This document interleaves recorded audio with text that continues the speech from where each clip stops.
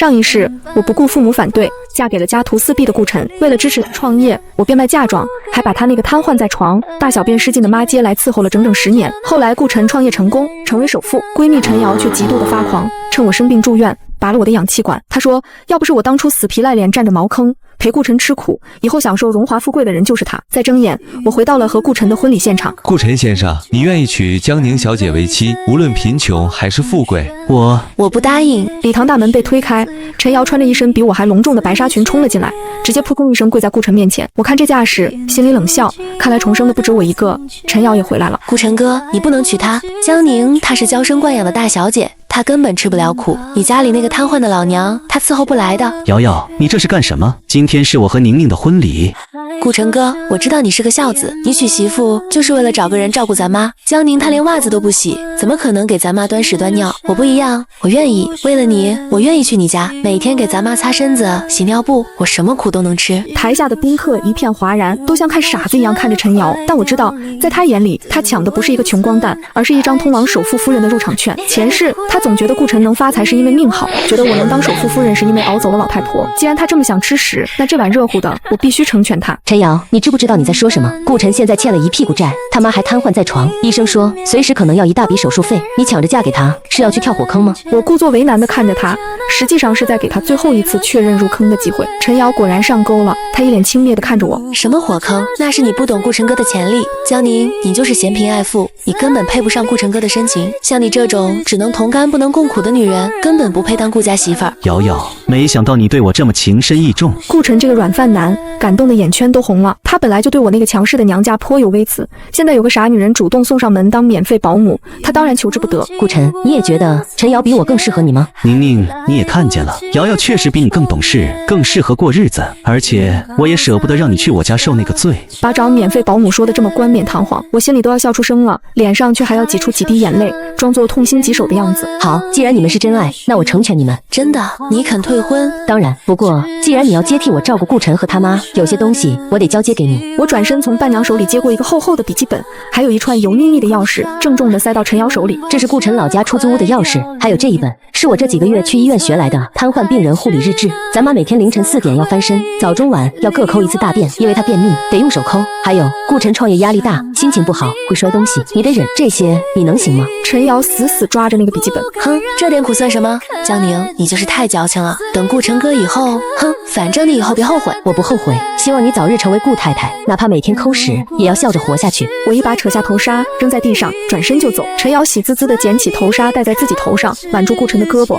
仿佛已经看到了自己坐在劳斯莱斯里数钱的画面。傻瓜，上一世顾晨能成功，是因为我爸给了他3000万启动资金，是因为我用我的人脉帮他铺路。这一世没有我，他就是个只会打老婆的废物。陈瑶，你的好日子还在后头呢。宁宁，你疯了！这么好的婚事，你就让给那个狐狸精了？那顾晨虽然现在穷，但他长得精神，看着像个潜力股啊。妈，什么潜力股？那就是个垃圾股！赶紧打电话给爸爸，让他把准备给顾晨创业的那3000万冻结了，1分钱都别给啊！为什么？因为我要把这钱投给那个真正能让我当上首富夫人的人。我目光看向角落里那个一直默默注视着我的男人陆川。婚礼现场乱作一团，我妈看着我退婚退得这么干脆，心里有点发慌。宁宁，咱们这么做是不是太绝了？万一顾晨以后真发财了，咱们不是亏大了？妈，你就放心吧，他发不了财，那是火坑。陈瑶想跳就让他跳。顾晨站在台上，脸色铁青，手里紧紧攥着我刚刚退回来的戒指。陈瑶早已迫不及待地把自己那枚廉价戒指套在手上，换了一副楚楚可怜的表情，朝着顾晨走去。顾晨哥，你别难过，江宁他不懂你的好，那是他没福气。虽然我没有江宁家那么有钱，但我有一颗陪你吃苦的心。说着，他挤出几滴眼泪，甚至主动抓起顾晨的手放在自己心口。从今天起，你的妈就是我亲妈，我会像对待亲生母亲一样伺候她。我知道你创业缺钱，我这就回家把我的嫁妆还有我爸妈的养老钱都拿出来支持你。只要咱们夫妻同心，以后什么都会有的。顾晨本来一脸嫌弃，一听到养老钱和伺候妈，眼神瞬间变了。他上下打量了一下陈瑶，像是在估算一件商品的价值。你真的愿意把养老钱都拿给我，还愿意去伺候我妈？我愿意，为了你，我什么都愿意。顾晨立马收起了那副死人脸，把原本准备给我戴的项链随手挂在了陈瑶脖子上。好，既然你这么懂事，那以后你就是我顾家的人了。正好我妈该换尿布了，你现在就跟我回家吧。陈瑶感动得痛哭流涕，觉得这是顾晨对她的认可。谢谢顾晨哥，我一定不会让你失望的。顾晨甚至连婚礼的仪式都懒得走完，直接拉着陈瑶就往后台走。陈瑶不仅没觉得委屈，反而还得意地回头瞪了我一眼。回到家后，她立马发朋友圈跟我们炫耀，看见没，这就是真爱。顾晨哥把传家宝项链都给我了，还让我立马回家见婆婆，这说明他早就把我当自家人了。有些人啊，就是没这个命。陈瑶的尾巴都要翘到天上去了。我看着她发的那张传家宝项链的照片，差点笑出声。那是顾晨在地摊上10块钱买的塑料货，上一是我过敏戴不了才扔在那的，没想到被他当成了宝。而在他这条朋友圈下面，顾晨的回复更是意味深长。既然进门了，就好好干活。陈瑶却秒回了一个爱心。老公放心，我一定把咱妈伺候得舒舒服服的。新婚之夜，我独自坐在高档公寓里喝红酒，陈瑶却给我发来了炫耀视频。视频里，顾晨那个破出租屋贴满了大红喜字，陈瑶穿着那件某宝9块9的红睡衣，一脸娇羞。宁宁，真不好意思啊，顾晨哥太猛了，非要今晚就跟我造人，说是要升个足球队继承家业。哎呀，豪门阔太的任务就是重啊！我冷笑一声，顾晨那方面不行的毛病，上一世我是给他治了5年才好转的，现在他恐怕只有在那方面不行的时候脾气最行。果然，视频还没挂，我就听见那边传来顾晨暴躁的吼声：拍什么拍？这都几点了还不睡？对了，你带来的那张卡密码是多少？老公，那是咱爸妈的养老钱，你说要用来创业，密码是你的生日。行了，钱我拿走了，公司刚起步，今晚我要去陪客户，不回了。随后是一声重重的关门声。陈瑶愣了一下，对着镜头勉强挤出一个笑容。看见没，这就是顾晨哥的事业心，新婚之夜都要去陪客户，难怪上一世他能成首富。视频挂断后，陈瑶又给顾晨发了好几条语音，问他什么时候回来，还发了几个亲亲的表情包。但直到深夜，对话框依然一片死寂，顾晨连一个标点符号都没回。陈瑶盯着手机屏幕，心里隐隐有点不高兴。第二天一大早，陈瑶又在家族群里发了一张照片，照片里是一盆脏兮兮的水，还有几块沾着黄渍的尿布。哎呦，瑶瑶真是个好孩子，这么脏的活也抢着干，不像宁宁，在家连个碗都不洗。阿姨，这就是您不懂了，这哪是脏活啊，这是在积攒福气。顾晨哥说了，百善孝为先，我把妈伺候好了，他的财运才会来。我看着屏幕翻了个白眼，正想着，陈瑶又发了一条语音，背景里伴随着乒乒乓乓的砸东西声。做的什么猪食？这么闲想齁死我妈？没用的东西。紧接着是啪的一声脆响，像是耳光声，群里瞬间安静了。过了几秒，陈瑶的声音带着一丝哭腔，却透着诡异的兴奋。大家别误会，顾晨哥没打我，他是太在乎妈的身体了，一着急才推了我一下，这说明他是个至纯至孝的大孝子，而且他刚才推我那一下特别有男子气概，那种霸道总裁的劲儿一下子就出来了。我还没来得及对他，陈瑶的手机突然响了，是顾晨打来的，他得意的在群里发语音炫耀。看吧，顾晨哥肯定是因为刚才手重了，心疼我，这就打电话来哄我了。他开了免提，声音甜蜜。老公，我知道你不是故意。少跟我废话，妈的药吃完了，你赶紧回娘家借5万块钱，要是今晚拿不回来钱，你就别进这个家门。挂了电话，陈瑶依旧不以为然，她觉得这是顾晨在考验她的筹款能力，毕竟哪个大老板创业初期没点资金压力呢？这时门口突然传来一阵急促的敲门声，陈瑶可美坏了，以为是顾晨拿着钱回来了，或者是顾晨派人来接她去享福了。这么快就回来了，我就知道你舍不得我。她兴奋地打开门，结果门外站着的不是顾晨，而是一群纹着花臂、满脸横肉的壮汉，领头的大汉手里拿着一根钢管，脸特别黑。顾晨呢？那小子躲哪去了？欠我们的50万赌债，今天再不还，我就拆了这破房子。什么赌债？你们搞错了吧？我老公可是未来的首富，那是做大生意的，怎么可能欠你们这点小钱？做生意？那小子天天在地下赌场输红了眼，还做生意？少废话，你是他老婆吧？赶紧还钱！哼，50万算什么？告诉你们，我老公的项目马上就要上市了，到时候你们巴结我们都来不及，识相的赶紧滚，别耽误我们家飞黄腾达。壮汉们，你看看我，我看看你，都被陈瑶这副豪门阔太的派头给整懵了。就这破环境还上市？你那首富老公呢？把他叫出来给我们看看。这时楼道口突然传来一阵警笛声，紧接着顾晨的身影出现在楼梯口，陈瑶顿时兴奋的起飞。看见没，我老公回来了，连警车都给他开道，我就说他是做大事的人。顾晨哆哆嗦嗦地走了过来，大家这才发现他身后跟着2个严肃的警察。谁是陈瑶？陈瑶挺了挺胸脯，一脸骄傲地挡在那些讨债壮汉面前，仿佛警察是他的私人保镖。我就是警察同志，是不是我老公生意做得太大，有人眼红要搞商战陷害他？还是说国家要给他颁发杰出青年奖？商战？顾晨涉嫌诈骗和网络赌博，你是他的担保人，而且他供述说诈骗资金都转到了你的名下，跟我们走一趟吧。壮汉们一听警察要抓人，赶紧往后退了2步，陈瑶却还在那自作聪明。诈骗？不可能，我明白了，这是那种商业机密对吧？为了迷惑竞争对手演的戏。顾晨哥，你这招金蝉脱壳玩得太溜了。他转头看向顾晨，还给了他一个我懂你的眼神。老公，你别怕，咱们身正不怕影子斜，我是你老婆，这戏我陪你演到底。顾晨满脸冷汗，看着陈瑶这副蠢样子，气得青筋暴起。演你大爷！谁跟你演戏？警察同志，这女人疯了，诈骗的事都是她干的，跟我没关系，是她逼我去赌的。老公，你在说什么呢？别叫我老公，谁跟你是两口子？警察同志，抓他！那些钱都是他拿去挥霍了，我是被他骗婚的无辜受害者。顾晨为了把自己摘干净，指着陈瑶破口大骂。陈瑶被骂懵了，但他大脑里的豪门绿竟还在死撑。老公，你别演啦，警察同志都看着呢，你演得太过了。我知道你是想独自承担风险，保护我，对不对？他深情款款地看着顾晨，那眼神把办案的警察都整无语了。你脑子有泡吧？谁保护你？警察同志，这女人想钱想疯了，前2天还逼着我借高利贷，我不借她就打我，她就是主谋。顾晨，你怎么能这么说？咱俩可是真爱啊！我知道了，你是怕连累我。没事，我不怕连累，我愿意跟你一起受苦。陈瑶还要往顾晨身上扑，被警察一把拦住。行了，别演苦情戏了。顾晨已经指认你参与洗钱和诈骗，而且转账记录都在。跟我们走吧。我不走，这是商战，这是演习，你们不能抓我，我是未来首富夫人。警察强行给陈瑶戴上了手铐。这时，我妈带着一群亲戚刚好赶到。警察同志，这是干什么呀？瑶瑶可是好孩子，她怎么会犯罪呢？好孩子，他涉嫌伙同顾晨诈骗老人养老金，数额巨大。你是家属，别妨碍公务，否则连你一起抓。此时，那群讨债的壮汉还没走，看着这一幕哄堂大笑。哎呦，刚才不还吹牛说是首富夫人吗？原来是个骗子夫人啊！我就说嘛，这破房子能住出什么首富？合着是拿岳父岳母的养老钱出来装逼呢？这女的也是傻，被人卖了还帮人数钱，还以为自己是豪门阔太，我看是监狱阔太。周围的邻居也都指指点点。这陈瑶平时看着挺机灵，这么呛个男人，呛成劳改犯了。这就叫恶人自有天收，抢闺蜜老公，活该。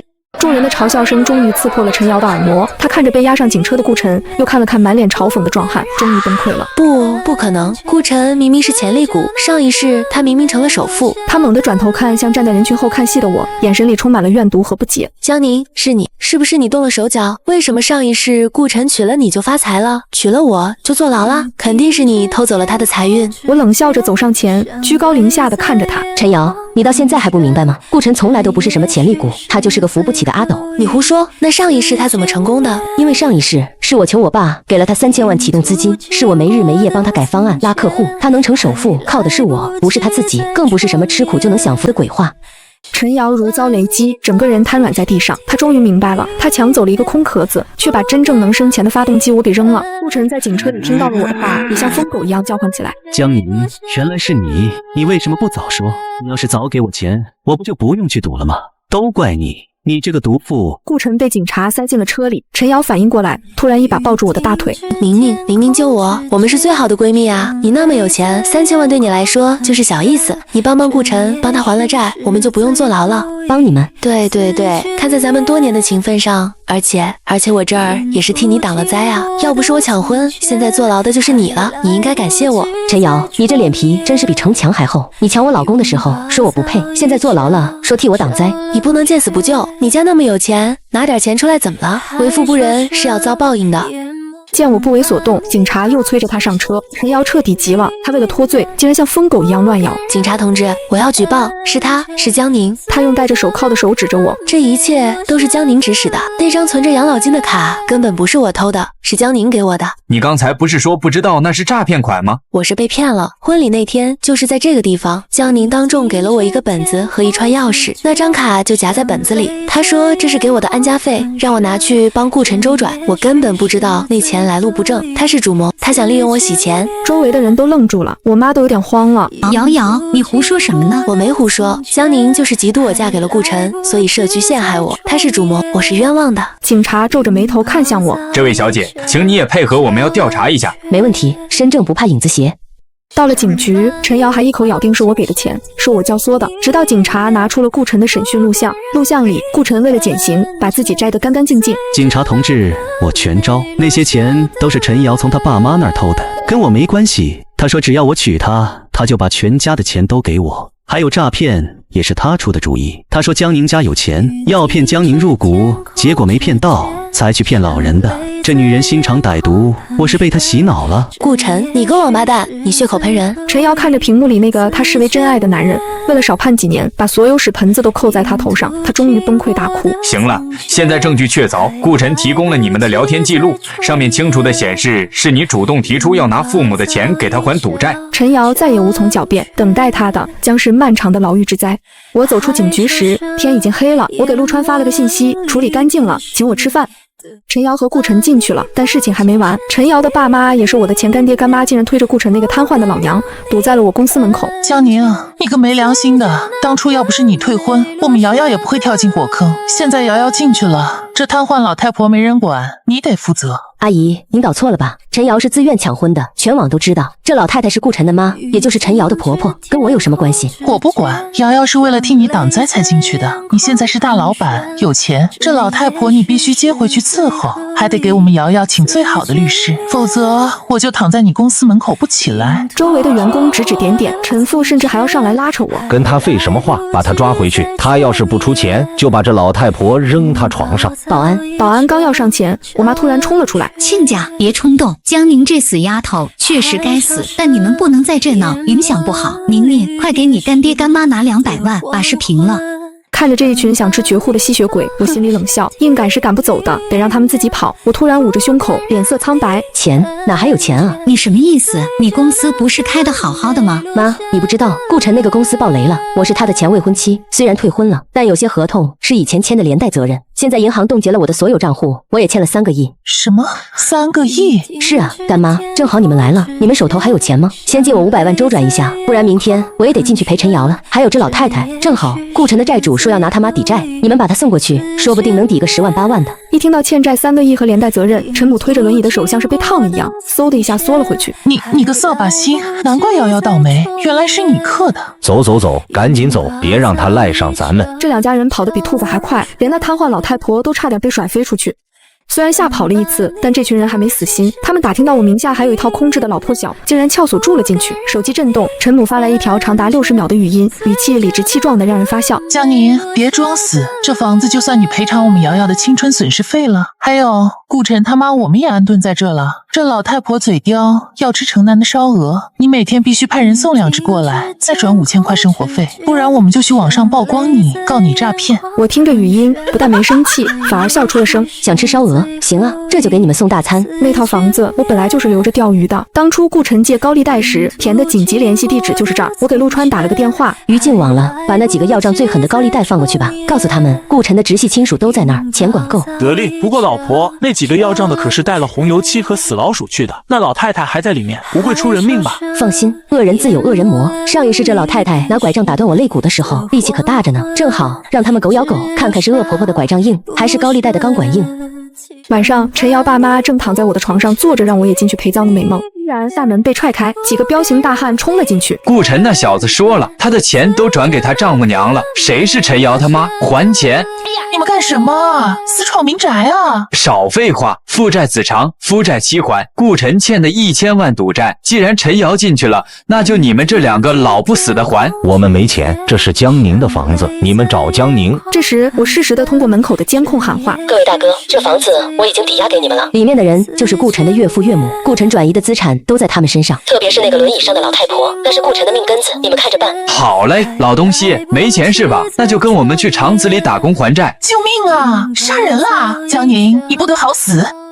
面对凶神恶煞的高利贷，陈瑶父母吓得瑟瑟发抖。陈父为了撇清关系，突然指着地上的瘫痪亲家母大喊：大哥，冤有头债有主，这老太婆才是顾晨的亲妈，顾晨最孝顺了，你们把她绑走，顾晨肯定给钱，我们只是来看热闹的邻居，跟顾晨没关系。邻居刚才不还说是岳父岳母要替女婿平事吗？不是，早就断绝关系了。陈瑶那死丫头自己作死，我们也管不了。地上的恶婆婆顾母听了这话，气得用唯一的能动的手去抓陈母的裤脚，嘶哑的吼叫：“你们这两个畜生，当初为了骗我的彩礼钱，一口一个亲家叫的比谁都亲，现在想跑没门！滚开你个老不死的！彩礼钱早给陈瑶填窟窿了，这老太婆你们带走，要杀要剐随便你们，还能拆了卖零件呢。”说完，陈母一脚踹开顾母的手，拉着陈父趁大汉不注意，连滚带爬的往门口冲。哎，当老子这儿是菜市场呢，想跑给我追，抓回来一人剁一根手指头抵利息。屋里顿时乱作一团，陈父陈母被追得满楼道尖叫，连鞋都跑丢了。而那个平时作威作福的恶婆婆，此刻孤零零地躺在满是狼藉的地板上，屎尿流了一地，绝望的哀嚎。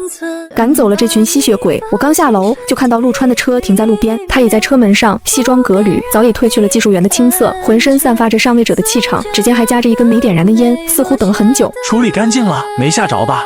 吓破胆了，估计这辈子都不敢回城里了。不过那是顾晨他妈，你真让高利贷把人带走了？我有分寸，那高利贷那边我也打好招呼了，人送回乡下那个漏雨的祖屋自生自灭，债务转移到了顾晨老家那套房子上，法院很快就会查封拍卖，以后没人能再骚扰你。谢谢陆总，办事效率真高，连后路都给我铺好了。陆川笑了笑，掐断了手里的烟，突然从身后拿出一份厚厚的文件递给我。别叫陆总，叫老公，这是我的全部身家，还有公司刚上市的51%股权转让书，都归你。你这是干嘛？这可是你熬了几个通宵才拿下的江山。江山算什么？本来就是为你打的。上一世你扶贫那个废物却被辜负，这一世我要让你知道，真正的潜力股是会主动把卖身契上交给老婆的。签了字，我以后就是给你打工的。老板娘肯收留我吗？3个月后，顾晨和陈瑶的判决下来了，因为诈骗数额巨大，两人都被判了重刑。在他们去服刑前，我特意申请了去探视陈瑶。隔着玻璃，陈瑶剃了光头，整个人瘦脱了相，眼神呆滞。看到我一身高定套裙，光鲜亮丽的坐在对面，他眼里的嫉妒之火又燃了起来。江宁，你是来看我笑话的吗？是啊，顺便来谢谢你。谢我？谢你抢得那么坚决，谢你替我接手了顾晨那个废物，还谢你帮我照顾了那个恶婆婆这么久。你闭嘴！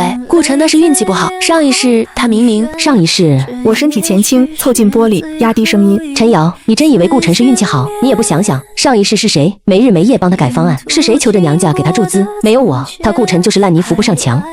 陈瑶脸色瞬间惨白，嘴唇哆嗦着。你都知道，你也是？不然呢？你以为只有你重生了？你这个蠢货，拿着前世的剧本，却连题目都还没看懂就急着抢答。不可能，这不公平。既然你是重生的，你应该拦着我啊！我拦过你啊！婚礼上我劝过你，那是火坑，是你自己非要跳，还说我没福气。现在这福气都在你身上了，你开心吗？陈瑶崩溃地抓着头发，想尖叫却发不出声音。哦，对了，给你介绍一下我的新婚丈夫。我举起手机给他看了一张照片，照片里陆川搂着我，背景是我们的上市公司敲钟仪式。陆川你应该认识吧？上一世顾晨公司的那个技术总监。其实顾晨上一世能成功，核心技术全是偷陆川的。这一世陆川早就自立门户了，而我是他的天使投资人，也是他的太太。陆川那个穷技术员竟然是他？对，就是那个被你看不起的穷技术员。你2辈子想攀的豪门，其实一直就在你身边，可惜你眼瞎，只盯着那个光鲜亮丽的草包。江宁，我要杀了你！是你毁了我！陈瑶疯了似的砸着玻璃，被狱警强行按倒拖走。听着他绝望的嘶吼声，我心里没有一丝波澜。走出监狱，阳光正好，陆川站在车旁等我，手里捧着一束我最爱的茉莉花。结束了？结束了。陈瑶因为精神崩溃封在了监狱里，听说顾晨在牢里也被一把打断了腿。而我爸妈知道我嫁给真首富后想来沾光，被陆川直接送去了国外最偏远的疗养院颐养天年。后来我和陆川的婚礼轰动了全城，我看着镜子里那个幸福的自己，终于释怀。这一次我没有做谁的垫脚石，我就是我自己的女王。